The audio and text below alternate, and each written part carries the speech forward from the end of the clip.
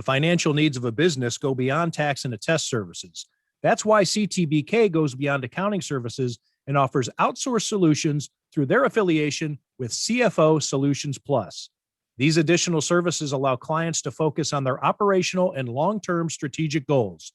Trust CTBK's outsourced solutions to provide cost-effective, value-added financial services tailored to your company's needs. Call CTBK at 716-630-2400. Again, 716-630-2400. Or go to ctbk.com to learn more about CTBK's outsourced solutions. Welcome to another edition of Tim Graham and Friends, brought to you by CTBK, CPAs and Business Consultants. I'm Tim Graham of The Athletic, here with Jonah Bronstein of the New Bronstein Times.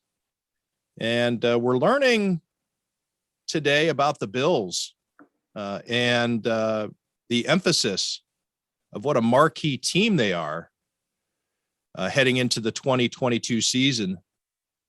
The Caesars Sportsbook sent me a press release that the Bills are dominating the Super Bowl handle. They have been taking 14.4% of all Super Bowl winning bets. Second are the Tampa Bay Buccaneers at a distant 6.8%. So that goes to show what the public has to say about the Buffalo Bills. The NFL apparently taking note. We've learned that the Bills will open on prime time against the Tennessee Titans. I should say open at home in week 2 against the Tennessee Titans. And then Sam Farmer of the Los Angeles Times reporting today that it looks like the Bills will open the season in that classic, well, I don't want to say classic because it's relatively new, but whatever the NFL is trying to make its traditional kickoff opener Thursday night in week 1 at the Los Angeles Rams. So the defending Super Bowl champions, early test against the Buffalo Bills on Thursday Night Football. Then the Bills follow up with yet another primetime game at home against the Tennessee Titans. Just wanted to mention that off the top. I don't know if you have any quick thoughts on that, Jonah, before we talk about the Sabres and get to our guest, Gene Kirschner, who is going to tell us about Rich Strike and his 80-1 long shot victory at the Kentucky Derby. But just wanted to throw a couple of Bills nuggets out there early, Jonah. Yeah, I also saw that the latest round of offseason power rankings from The Athletic has the Bills at number 1, which is maybe not surprising, but a bit notable for a team that not only didn't make the Super Bowl, didn't win the Super Bowl, didn't even make the conference championship game last year. Usually there's some deference to how last season ended up when those type of offseason and preseason ratings are put together. But, you know, you look at the roster and the moves they've made, Von Miller and the draft picks and the momentum the Bills had coming out of the last couple of seasons, it really isn't a surprise that they're one of the Super Bowl favorites. I don't know if this is a position. It's fun, especially with the primetime games and the media attention. You don't hear really any complaining from Bills fans anymore that ESPN or the national broadcast or the National League, Football League in general, is ignoring the Bills because they're a smaller market. As you can see, when you have a good, exciting, marketable team in the NFL, it doesn't matter where you're playing. You're going to be put into these positions to an extent. The Cowboys and some teams might get more of these opportunities than a team like the Bills. But when the Bills are good, as they were in the 90s and they are now, they become a marquee franchise. And you're seeing that with the Bills being put into, as far as we know, marquee games in the first 2 weeks of the season. And it'll be more than that. These won't be the only primetime national television spotlight games that the Bills get. They're probably going to get up to maybe a half dozen or more when the full schedule is released on Thursday. It is really smart business for the NFL to jump on the Buffalo Bills while they can. And that's not just a Buffalo Bills comment. That's any small market team. Cincinnati Bengals, while a team is hot, they have a hot quarterback. The fans are all over the idea from a fantasy football standpoint. Josh Allen's going to be an early pick in your draft, whether you live in Idaho or Florida or Buffalo. Stephon Diggs, all that stuff. The Bills have players that people want to watch. And so the NFL needs to jump on that while it's happening. So that way they can keep as many people in their fan base happy, because there could come a time in 5, 7, 10 years that the Bills are dull again. And I'm not rooting for that, so don't start peppering me with your DMs or your Twitter replies. I'm not rooting for that, but the NFL as a business has to look at striking while the iron's hot. And I think that that's clearly what they're doing with the Bills. Especially when you think of the way last season ended and all of these networks and the league putting together the schedule, they're probably salivating the idea of putting the Bills against another good team with a high scoring offense and a good quarterback, and seeing that kind of thrilling shootout down to the end. And maybe even it goes into overtime and we get to see this new application of the overtime rules, and the Bills did have something to do with facilitating change. With one thing I will say, I guess we could have a whole offseason and preseason and early season to get into this, but I'd be interested in your take on this. I'm not so sure this is the best position for the Bills themselves to be in this kind of front running favorite status 6 months out. I think this team, maybe to use a wrestling expression that Sean McDermott might appreciate, is better when they're fighting from underneath, when they think they're being counted out and have their backs against the wall, even when it's fabricated in their own psyche a little bit, that when they are the favorites and they are playing from ahead, I don't know if we always see the best of the Bills in those situations. Yeah, that's the power of the underdog. I wrote a long feature about that a couple of years ago, and it really was the impetus was why the New England Patriots, while they still had Tom Brady and were winning all those Super Bowls, always like to position themselves as the underdog. Everybody hates us. Everybody writes us off, totally ignoring the fact that they're the Super Bowl favorites in the preseason betting, and they were the favorites all throughout, and they were the favorite every game that they played. And then they get to the Super Bowl and hold up the Lombardi trophy, and Bill Belichick says something stupid like everybody counted us out. It's that stuff that you manufacture inside your facility walls to get the players as anxious to play on Monday night, Sunday night, Thursday night, Sunday afternoon, wherever it may be. Whatever works for you, that's what a team will do. And the underdog mentality is a lot of times more powerful than the alpha dog mentality, which would be like Mike Tyson, right? There's the underdog is, it's easier to get a player motivated with the chip on the shoulder than to get all 53 people on the roster feeling like they are invincible. It's a potent weapon. And particularly this time of year, off-season workouts and mini camps and OTAs, the Bills do have that sour taste in their mouth from the way last season ended, and that might be motivating them to, go through the grind in the off season. And maybe the Bills have the best of both worlds, and that they have this national cachet that's exciting the fan base and building interest for the season, where in the building they can still remind themselves that they didn't achieve their goals last year and actually came one step backward and fewer wins in the regular season from where they were a year before. And maybe that can put them in a bit of an underdog mindset, that they still need to not only get better, but get back to where they were 2 years ago from a record and performance standpoint. Underdog that I do want to talk about before we get to Gene Kirshner and talk about the ultimate underdog, Rich Strike at 80-1. I want to talk about the Buffalo Sabres, the plucky Buffalo Sabres. A lot of fans, I would say most fans, were excited. The players even saying they didn't want the season to end, that it was the most entertaining non-playoff season they've ever been a part of. They're really looking forward and eager to get going on 2022-2023 season. Let's get going. Let's pick up where we left off. Jonah, as somebody who covered the team quite a bit this year, and you've been watching them live a lot, you've been in, talking with them in the news conferences, asking the questions to the coaching staff and the players. Now that we've seen a little bit of playoff hockey, and I'm speaking for myself here, but I don't want to put words in your mouth, but it maybe seems like the Sabres, you get an idea of what we saw the Sabres do in March and April, and maybe it doesn't look like they would be ready for this kind of hockey. The gulf seems a little wider than what we were watching on MSG Plus for the last several weeks versus what we're seeing on a nightly basis on TNT and ESPN. Well, yeah, absolutely. And even with the success that the Sabres had down the stretch, I don't know if in their building they really thought they were a playoff caliber team quite yet because of the style of play, the offensive style of play, the weaknesses they have defensively and in goaltending, and their youth. I mean, they don't have that grit and that sand, and they have Kyle Okposo and Oh, see, Gergensen. now who's there's a good. guy who's been covering hockey. Yeah, they have Get it? leadership, but How not about from a glue guys. guy? Can you get some glue guy for me? And give me some other hockey jargon. Well, sand is the one that's the one. You don't you glue because glue guy you could apply to other sports, That's particularly true. basketball. Sand is And a sand hockey is a term. great word too, because it is such a nuisance. Like it is annoying. It is always on you. It is relentless. No matter how much you try to get rid of it, it's always there. Sand is a great phrase for sports, I think. For the Adam Mayer type player, the Kyle Okposo, I don't know, the Curtis Brown, the Michael Pekka.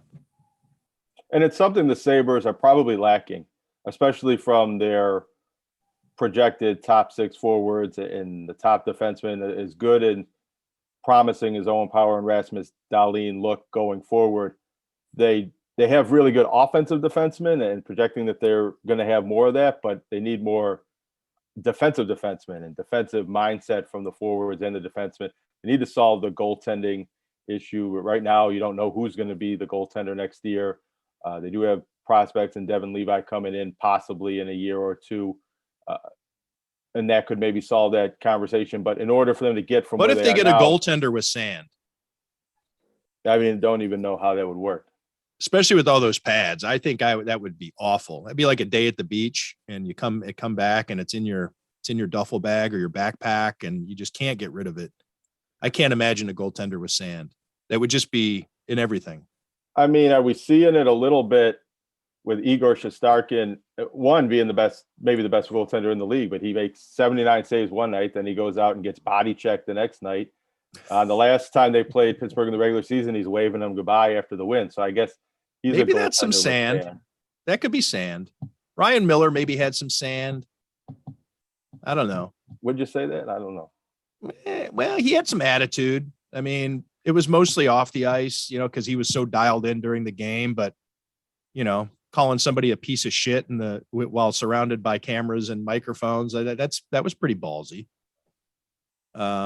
Anyways, I digress. The series I'm looking to see some sand from the sunny beaches in Florida. The Florida Panthers were the highest scoring team in the league. They won the President's Trophy. They averaged more than 4 goals a game. I think that was the first time in a number. It is the first time in a number of years. I'm forgetting the number that a team has scored that many goals. But they're the number one seed, mired in a 2-2 series with the 8 seed Washington Capitals, a team that had won the Cup not that long ago, 2018, and they know how to play that playoff style, defensive minded, gritty hockey game. And not to say the Panthers don't know that, because I think last night they put up a good effort and they held Washington to 16 shots on goal in an Sam overtime. Reinhart with a big goal. Right. But I think you can look at Florida and see, is that maybe what this current Sabres roster is developing into, a highly skilled, high scoring, speed based team that really can't keep the other team from matching them shot for shot and possibly goal for goal. And there was even talk from the Panthers when they had won here. They won here in a 6-3 game. They won here in a 5-3 game. I think it was that 5-3 game where they were saying, we're not going to be able to win like this in the playoffs. We're not going to just be able to get all the goals we need in the third period and come back.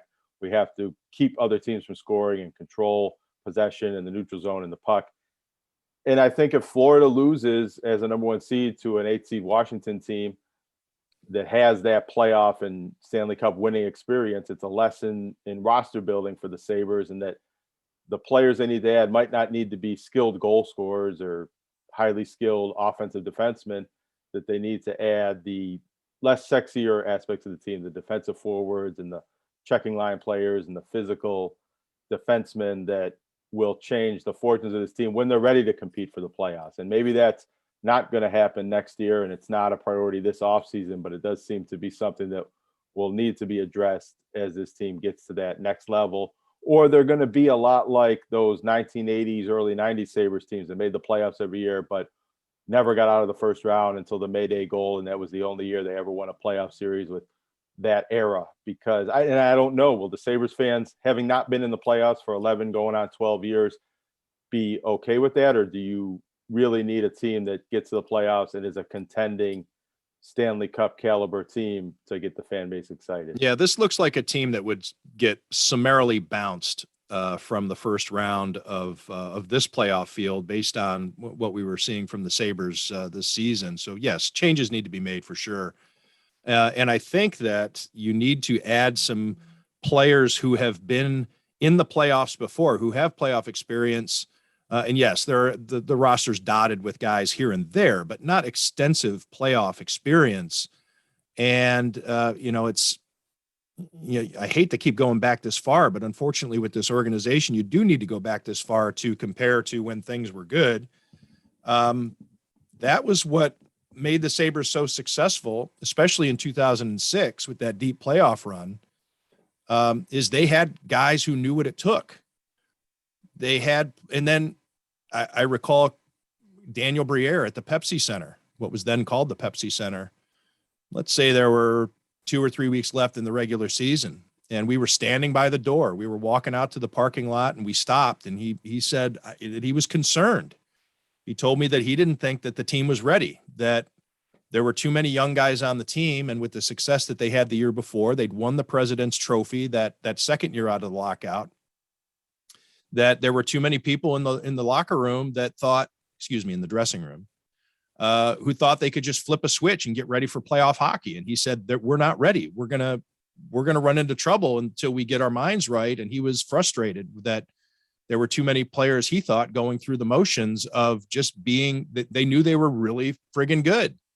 But that they didn't have that mentality of what it took on a every other night basis to have to play the best hockey of the season and put in a complete body of work as opposed to, going through your regular routine during the regular season. So, I think that there do need to be some players on the Sabres roster who add that layer of leadership beyond Alex Tuck, Kyle Okposo, name another leader or two on the team. I mean, there aren't a ton, but when you look back on those really good Sabres teams, they had layers of leadership.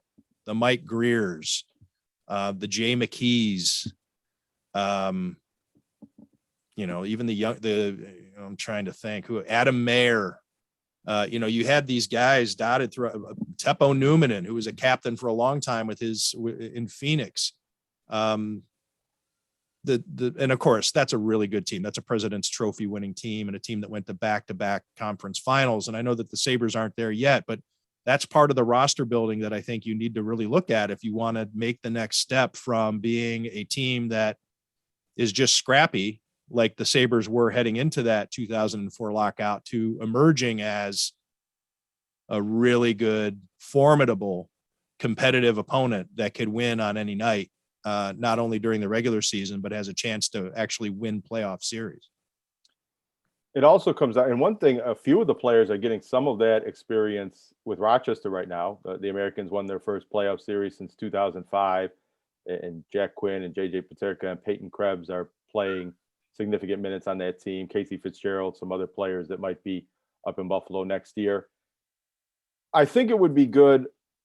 A lot of the players on the team, maybe Rasmus Dahlin's the first one that comes to mind, might need to develop this in their own game, and it might be part of their growth and maturation as a leader. And it's why, if the Sabres were able to sneak into the playoffs next year as the 8th seed, and even if it results in a sweep, or what you're saying, they'd really get it handed to them in the playoffs if they were there right now. But that could be beneficial going forward. It could teach a lesson of how the game changes and how you need to play, and not getting carried away with regular season success that might not be applicable to the playoffs. And it's also the coaching style and the system that they play. Don Granato has done a wonderful job in the moment the Sabres they're in, developing the young talent, encouraging them to play fast and free, and not benching players for offensive, aggressive-minded mistakes. But at a point in time, you do need to change that approach and change that style and put more structure in place and be more like a Lindy Ruff style coach. And I don't know I mean, Don Granato might be able to do that seamlessly when the roster is ready to contend and be that type of team, but it might be a rocky road getting from playing one way to all of a sudden emphasizing different things and playing a different way in a year or two. This seems like a good time to take a break and remind everybody that you can watch all the college and pro games. You can watch the basketball playoffs, the hockey playoffs, all the different pay-per-views. Don't forget Beisball at Amherst Pizza and Ale House, 55 Cross Point Parkway in Gettsville. That's right off of Millersport Highway in the 990. Amherst Pizza and Ale House has TVs in of doors and out of doors. 80 degrees this week. No excuse for you to drink your beer inside. Make sure that you go get your wings, your pizza, have your beers, all the different micros that they have on tap, the local stuff. Recognized by ESPN.com as Western New York's top spot to watch sports. You can stop in or call for takeout and delivery. Well, you'd probably want takeout or delivery, unless you're really a glutton. I guess you can get takeout and delivery. You can get it. Yeah, eat there, get takeout and delivery.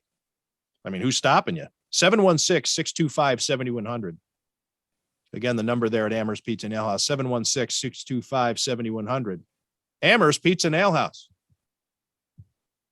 CTBK is more than just a full-service accounting firm. They are one team with an innovative approach to accounting and rise to each new challenge with collaborative problem-solving skills. CTBK goes above and beyond by lending helping hands in the Buffalo and Niagara community through volunteer work and donations, and is partnered up with Victory Sports for 2020 and 2021 to keep kids in the community active. The professionals at CTBK are determined to help individuals and businesses succeed.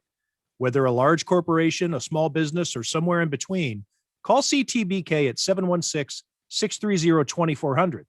Again, 716-630-2400, and see what CTBK's one-team approach can do for you.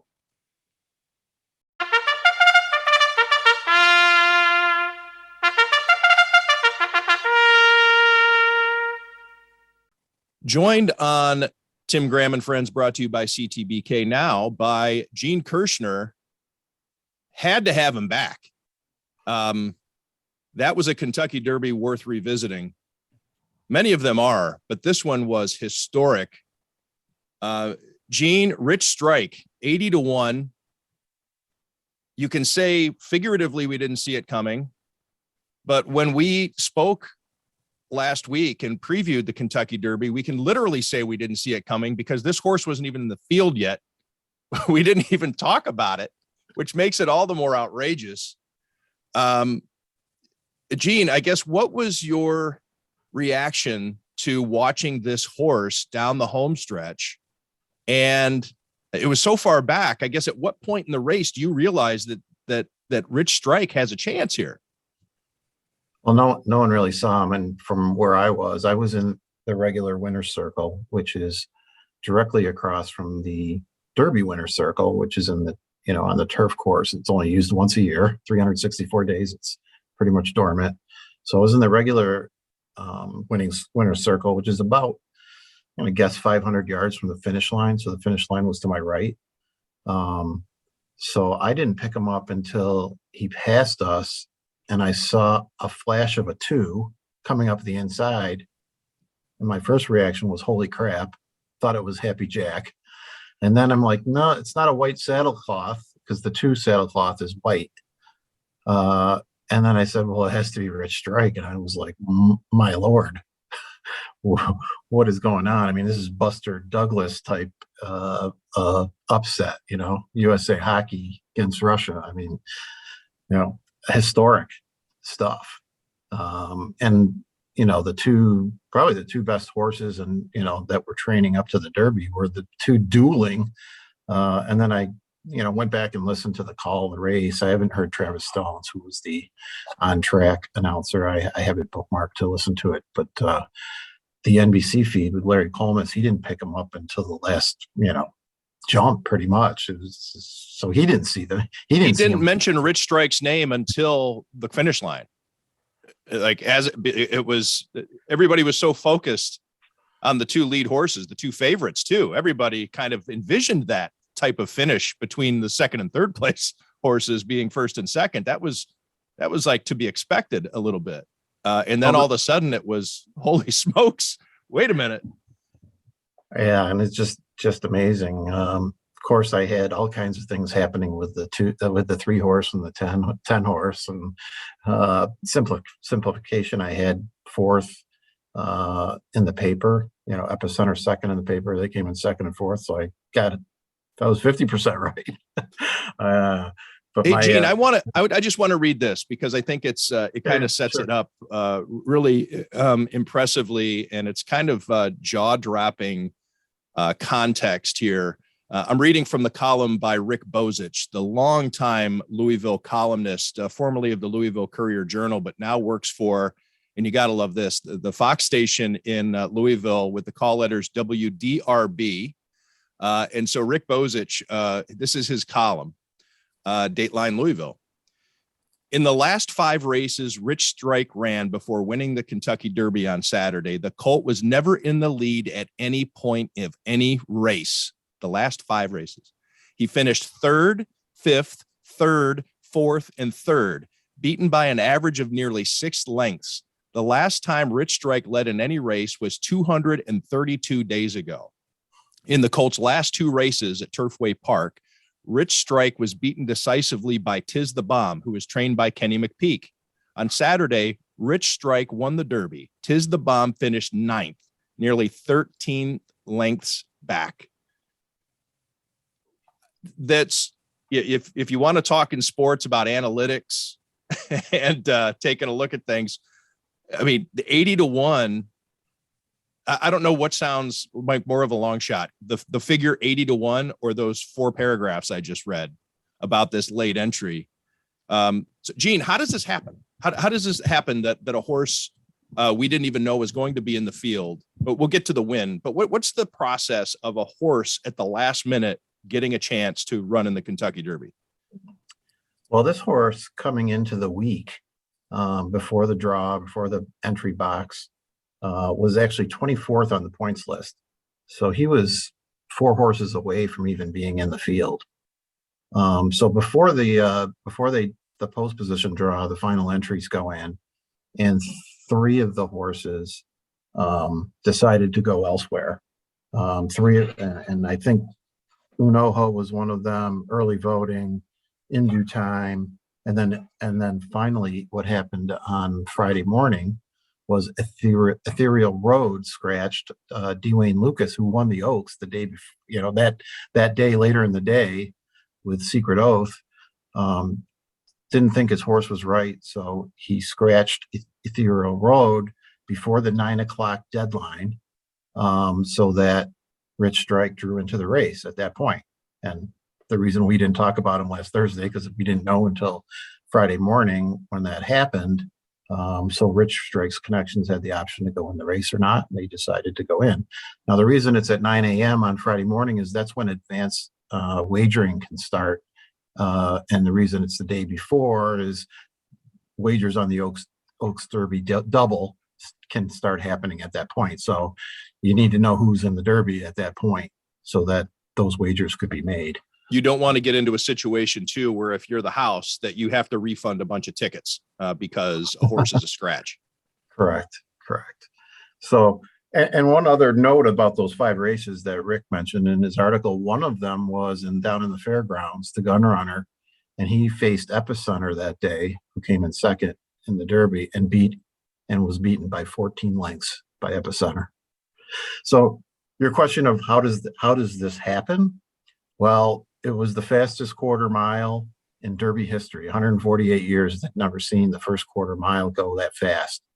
And out of the first 9 horses, not the quarter pole, by the way. Not the quarter pole. Yeah, you made a quick note of that. We're just talking about the first quarter mile of the race. So from the start, the quarter pole, Gene, of course, is the last quarter mile of a race. That's correct. That 4 weeks or 5 weeks into the NFL season, we see misused quite a bit. And you and I are always on top of that. Right. And Jonah, we've gotten Jonah involved. Jonah's on. He rolls his eyes at it, but he's a stickler. Well, I think that in horse racing, you're correct in that you could apply quarter pole in other genres? No, you differently can't. if you wanted to. Nope, No, you're because wrong. the quarter There's pole four is a quarters. quarter You could mile put a from the pole up. finish. There could be 4 different quarter poles, and you could define. Well, no, for there's each only different one. sport There's what only they one mean. quarter pole. Yeah, I'll Jonah. show you a quarter pole. So because of that happening, anyone who was up front got cooked pretty much at that point, because they're just going too fast to sustain 10 furlongs around the track. So out of the first 9 horses, only Epicenter hung on, which really shows you what an effort that horse gave, even though, he came in second and, he got beat.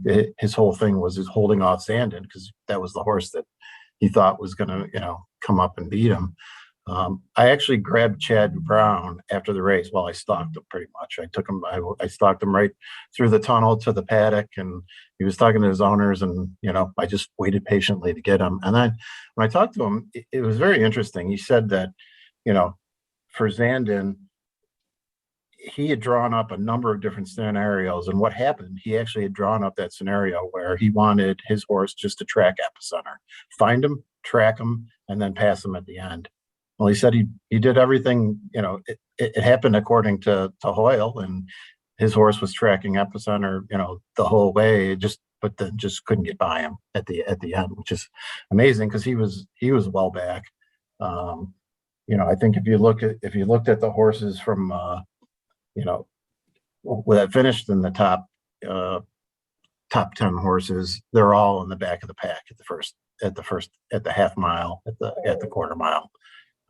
So it was really just a matter of pace. Pace makes the race. That's what they say, and it definitely did on Saturday. And this horse did show some improvement. It's just his speed figures just weren't there. I don't know if I would have put him in the Party Crasher division or the Gremlin division, because he hadn't really ran a race that fast. I mean, his highest buyer speed figure was 84, and we're talking about Epicenter ran a 102. Prior to the race, Taiba ran like a 103. And we talked about it a little bit on Thursday, and they gave him a 101 for the race on Saturday. So his trainer said he thought that he was going to enjoy the additional distance. None of the 20 horses had run a mile and a quarter before Saturday. So who knows? The Preakness is was a 16th less than the Derby. So it's a mile and 3/16, same as the Prince of Wales over at Fort Erie. Second leg of the Canadian Triple Crown, second leg of the American Triple Crown, around the same distance. So we'll see what. And the other thing about Rich Strike is he ran on synthetics. Those races that he was beaten by Tiz the Bomb were on a synthetic surface at Turfway Park. So typically the horses that do well on the turf can run well on a synthetic. Doesn't always translate to the dirt. His dirt races were, other than his race that he broke his maiden on, where he did win by 17 lengths, by the way, back in September of 21. So the other interesting thing about this horse is, he was claimed from Calumet Farm, who bred him, and Calumet is right next to Keeneland. It's a famous farm. It bred 2 Triple Crown winners, Whirlaway and Citation. I'm sure you've heard those names. Ali Dar was one of the stars of that barn back in the day that lost to Affirmed in all 3 Triple Crown races. So they ran him for one race, and then the next race in September that he won by 17 lengths, they put him up for claim, a $30,000 claiming race where every horse in the race is basically up for sale before the race. Owners can put a ticket in the claim box, and then the owner of the horse, this Rick Dawson, he put a claim in for Rich Strike for $30,000, and it was a pretty good investment. What do you think that means for him as an owner? Rich Strike, I mean, obviously he still has a couple more races to run here for glory, to go down in even greater history, perhaps. I mean, the numbers are against it, but what does this mean in terms of the progeny of Rich Strike? How much is this horse worth now? How much is his stud fee worth now? What does this mean financially. Yeah, so typically he would sell to one of the breeding operations, you know, and you know, he's probably being approached by some of the bigger owners right now, you know, with a price and whether he wants to keep running with them and trying to win the purses or you know, cash out because he could flame out in the Preakness, right? And, you know, maybe his stud fee's not going to be that much. Everyone says it's a fluke. But if he does Isn't well, that what the owner did, the Calumet Farms did after he wins by 17 lengths, right? It's like, okay, we have a really big victory here. No, We no, don't think much of this horse. It was before that race, so he had only run once and lost. Oh, okay. I'm sorry. He lost by 14 misunderstood. lengths. So he lost his maiden race by 14 lengths. So before, then he was put up for sale. Then he was put into a claiming Okay, race. got it. So then he was claimed by Dawson. Got it.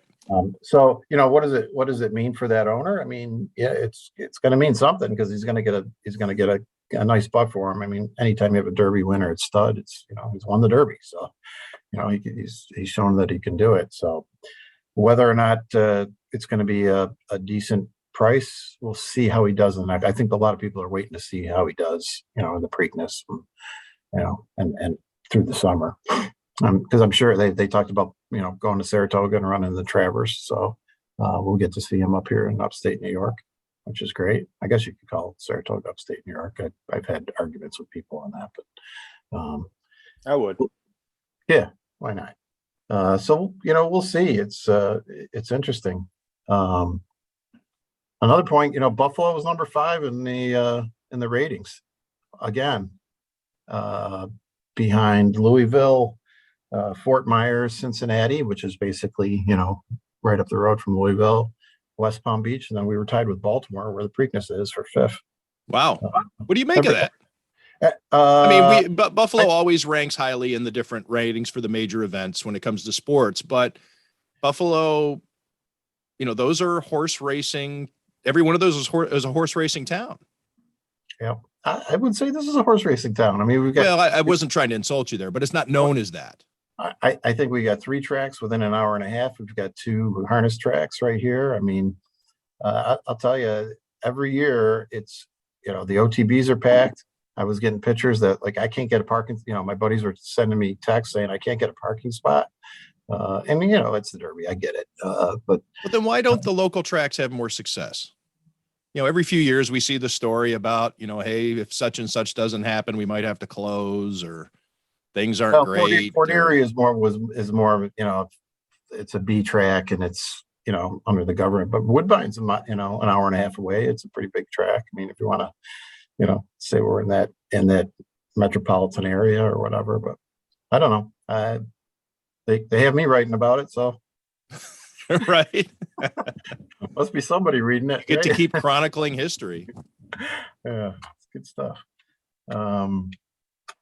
What else? What else can I tell you guys? Jonah has a question. I do not have a question. Well, here, this begs the question. We were flirting with it here. What we talk about it every year, right? Whatever horse wins the Kentucky Derby begets the follow-up, right? Can it win the Triple Crown? As outrageous as this has been, what are we looking at in terms of forecasting the next 2 Triple Crown races? Well, the Preakness is going to be pretty interesting because if Lucas decides to run the filly in the race, that's going to put a whole different twist on it. So Secret Oath won the Kentucky Oaks pretty in a pretty nice way, very, very impressive. She took on the boys in the Arkansas Derby and just had a horrendous trip, got caught behind horses, made a huge move, like, and the same type of move that she made in the Kentucky Oaks, where she just made a move on the far turn and just blew the field away. So if she runs in the race, it'll be interesting. So, but he's got Ethereal Road, who scratched out of the Derby also, that could run in the Preakness. Is he going to run his 2 horses against each other, or just, you know, move her to the Black Eyed Susan on the day before, which is the filly equivalent of the Preakness. So it'll be interesting, and there'll be some new shooters, they call them, early voting, who was one of those 4 horses that backed out of the Derby for Chad Brown. Probably will run. Steve Asmussen likes to, he's not shy about running back 2 weeks, so he should have if Epicenter's in the race, Epicenter will be the favorite. There's no doubt about it. Rich Strike will probably be around 5 to 7 to 1, I'm guessing. Just based on everyone saying, the horse, he got the perfect trip. He had the inside trip, and, the race pace, really dictated him winning in the Derby, and he'll have a lot of people that are skeptical about him winning again in the Preakness. So can he win the Triple Crown? Sure. I mean, he's the only horse that has a shot at it, right? And his sire, interestingly enough, Keen Ice, is the horse that upset American Pharaoh in the Travers at Saratoga in 2015, and in another monumental upset in horse racing. And again, that was a race where American Pharaoh got cooked on the front end with Frosted, pressed him the whole way, and then Keen Ice came from behind to win the race. Closed on him in the final jump. So it's kind of neat that his dad had one of the biggest upsets in horse racing history, and he does the same thing, but at 80 to 1. Do we think Rich Strike understands what's at stake here and might feel a little pressure going into these coming races? No, he's a horse. He's he's bred to run. And I don't know if you guys saw after the race, obviously there was, and I watched on TV yesterday at home, the last hour of the telecast. But when he savaged that horse after the race, the explanation that the trainer gave on the Today Show on Monday was, he thought there's typically not a horse coming at you after the race, in Belterra Park or Thistledown or some of the places that, that this horse, has been at. So he thought the race was still going. The horse came out. He was just ready to take off again. He's just so keyed up, So it was interesting, and he just, was still, in race mode, is what the trainer said. And the outrider's job is to try to calm him down, get him over to the interview. So Donna, something with a little more decorum than a punch in the face, maybe a rolled up newspaper, like something that you'd use, at home. Well, I mean, he got a little rap on the snout from a rolled up newspaper. Apparently he was biting the pony, on the way in too. So yeah, I read that. He was fired up for sure. And we'll see what happens. What souvenir did you bring back? You can see your office there behind you at CTBK Central. I've been in there, and it's a awesome. You got some great decor in there from your races that you've covered, from some historic races and things like that. What are you going to do for this race? I'm sure you don't have a ticket that has Rich Strike on it. You don't have a $2 ticket with Rich Strike, do you? It's funny. You're going to have to start doing $2 across the board just so that you can have a winner to take home with you. I bought 10 of them. I didn't have that one though. What are you going to do? I'm going to keep Epicenters, because if he wins the next 2, it's like the Fleet Alex division, right? Winning the Preakness and the Belmont. All right. So we'll see. No, I didn't really have any souvenirs. I bought a vest. You could see the Derby vest. So that's about it. And I had a couple buttons, they give away my horses, and I had Messier and Epicenter, but those are collectibles now. Unlike Mark Messier, there was no guarantee for the horse Messier, and maybe that somebody needed to make a guarantee like Mark did in the 94 finals. Yeah. Last question for you before we let you go, Gene. Sure. How about Ray Gutierrez from Victor High School? He was on Barber Road, which I'm not sure where it went off, but at the morning line was 30 to 1. What was his experience like? Yeah, he ended up at 54 to 1, and he ended up running 6th. and he did a pretty nice job because he kept his horse back. So he had the time clock in his head not to go with the earlier leaders or even try to track them. So he was back early in the race, and then he made a pretty good run at the end. He was in fifth, and he just one horse nipped him for fourth or something like that. So he was right there. Probably a 3 lengths back, 3.5 lengths back of the leaders. So what does that do for your career if you finish you're off the board, but what he's fifth? I'm sorry, fifth, sixth. He finished sixth. Yeah, he finished. What does that do for his career as a jockey to finish sixth versus fourth versus 10th? Does it matter? Well, what it does is he gained experience, right? Running in that race with 20 horses shows that he could do it. Shows that he could, finish in the top 10 for top 6, right? And he really did a nice job. I mean, I only picked him up yesterday at the end. I did some replays just to watch, and I picked him up from the quarter pole. And he did a nice job moving in and out of horses, and had his horse in the clear to make a run. And he finished strong for where it was at 54-1. I mean, he did a nice job. It was funny.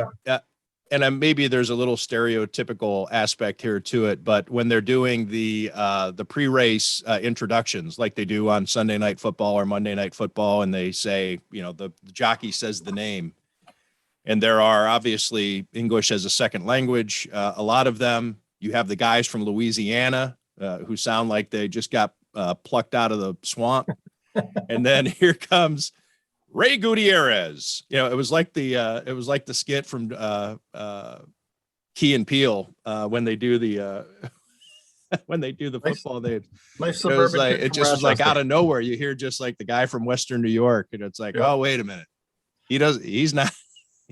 One of these things is not like the other. I like the fact that when Reed, the trainer, said, "Well, they know who he is now about Sonny Leone and the ride that he gave him," because he gave him a tremendous ride. I mean, if you watched him, only Big Brown is one from post 20, and Big Brown went right to the lead and took him around in 2008. I mean, he won the first 2 legs of Triple Crown, and had a tough day at the Belmont. But Sonny Leone, he just took him right to the rail, saved ground all the way around, and then what he did, to get around Messier when Messier was starting to back up, because he was cooked at that point. He weaved him out, and then Crown Pride was right to his right, and he just cut inside to him and went right down the rail. He traveled 60 feet more than Epicenter did, the second place horse, which is kind of a cool statistic. Joel Rosario, who's on Epicenter, it won 2 more races than him in 2021, but he won 32.9 million, and Sonny Leone won 3.7 million on these running at Belterra and Thistledown on tracks like that. Mahoning Valley, he was like the leading rider, but he knows how to win races, and he do it in the minor leagues, but he showed he could do it on the big stage for sure. Jeff Manto had nice days in the major leagues every now and then. Couldn't stay there, but he owned AAA, and every now and then he'd get called up to the Indians and contribute, have a nice day, maybe go to have a 2 for 4 or something. It happens. There was a guy for the Yankees that I forget his name. He was the same thing for when Columbus was the farm team. He used to come into Syracuse and drill a bunch of home runs, but batted like 130 anytime he went up to the Yanks. Kevin Maas, Bam Bam Hewlins. I can't remember. If you said it, I'd know who it was. But Gene, thanks for coming back and explaining what happened with Rich Strike. 80-1 history in Louisville at the Kentucky Derby. And again, I guess it was like a mock draft, and there's a trade in the second pick, and your mock draft just gets shot to hell like right away. That was our preview from last week. It was moot. Rich Strike wasn't even mentioned in the whole thing. Hey, he wasn't even on the T-shirt you could buy there. It was only the 20 horses that were around the T-shirt, and he wasn't even on it. So you It would would've been think that disappointing. Rich Strike, I don't know about this. I'm sure I know. Well, I do know that Kentucky Derby memorabilia is highly sought after. What would be the thing? I mean, he's not on it. He's not on any of the stuff that you could get. He's not in the program. Well, he's in the racing form or whatever, right? The daily.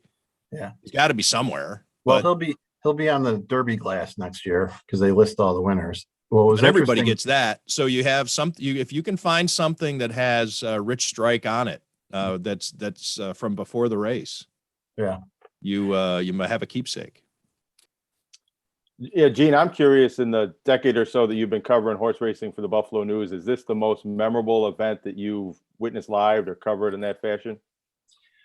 I'd say it's probably the most memorable Derby, but not the most memorable event. Definitely the American Pharoah Triple Crown win at Belmont was just an incredible experience with, crowd going crazy, 90,000 people, 39-year drought being ended. So that, I think that ranks up there.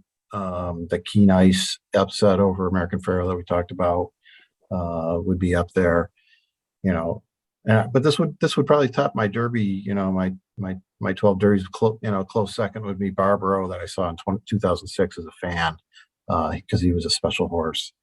But to top, and even the crazy stuff that's happened in the last few years with the DQ of maximum security, and then last year's, Baffert situation with Medina Spirit.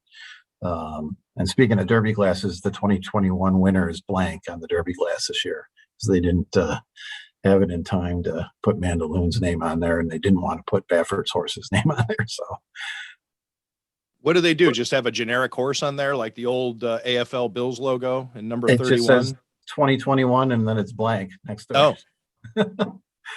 Whoops. So, Well, I want to ask this, Gene, before we let you go. A record $179 million handle for the Kentucky Derby this year breaks the record of 2019. So pre-COVID 2019 was a record that, I guess, I don't want to put words in your mouth as somebody who's followed this, but it seems as though it underscores some strength in the sport. But then that happens, when the gates open, that $179 million has already set the record. So there's that aspect of the growth. And then an 80-1 long shot wins it, bringing in all kinds of attention. The casual sports fan who's just struck by the idea of, oh my God, I can't believe this happened. We see the overhead call of the race that has gone viral of Rich Strike overtaking Epicenter and Zandon, and how amazing it is. What does this do for the sport in terms of making it a pretty cool thing? Because I think there have been some concerns, generationally speaking, of, what is horse racing's future? Seems pretty strong. yeah, I think it's a good thing. And to add to the handle aspect, TVG, which is one of the ADW services, was down for like 2.5, 3 hours on Derby Day. So there was lost handle that could have been, been had. And there was Do we know what happened with that? technical issues. Apparently, sometimes the servers get overwhelmed with the volume. So it's, it shouldn't happen, especially on, horse racing's biggest day. But I think it's going to generate a lot of excitement. I think it's going to generate a lot of viewership, in the Preakness, just to see if Rich Strike, was it the real deal? Can he do it again? He'll still be a pretty decent price. So, people will bet on him. Just for the fact that he's, America's hero at this point. America loves an underdog. Rocky Balboa. And, if he's not an underdog, I don't know what is. Jockey and trainer that run on, B level tracks most of the time, coming up and beating all the big boys. And the big boys will be out, they'll know who he is this time on next Saturday, 21st. So it should be an interesting situation for sure. I can't wait, because I think it's going to be a fun betting race. I think it's going to be a fun event. I think, a lot of people are talking about horse racing, which is great. It's Tim nice, Graham nice. and Friends, brought to you by CTBK, has taken a second bite at the apple. We've Back to back. reoriented the whole podcast around horse racing. Back to back. Yeah, Tell her if what I I can need- actually get into this, if I can speak a little bit more intelligently about it, I think we should just have a horse racing podcast. All horse racing. Yeah, well, there's lots of good races throughout the year for sure. Saratoga gets going. We got lots to talk about there. So, Well, Gene, we look forward to having you back for the next one. Thanks for this. Thanks for coming on a second time and explaining all this to us. And we look forward to talking with you again. sounds good. Thanks, guys. Thanks for having me. All right, everybody. That's Gene Kirschner from the Buffalo News. You can follow him on Twitter at Equispace. And thank you for listening to Tim Graham and Friends, brought to you by CTBK, CPAs and Business Consultants.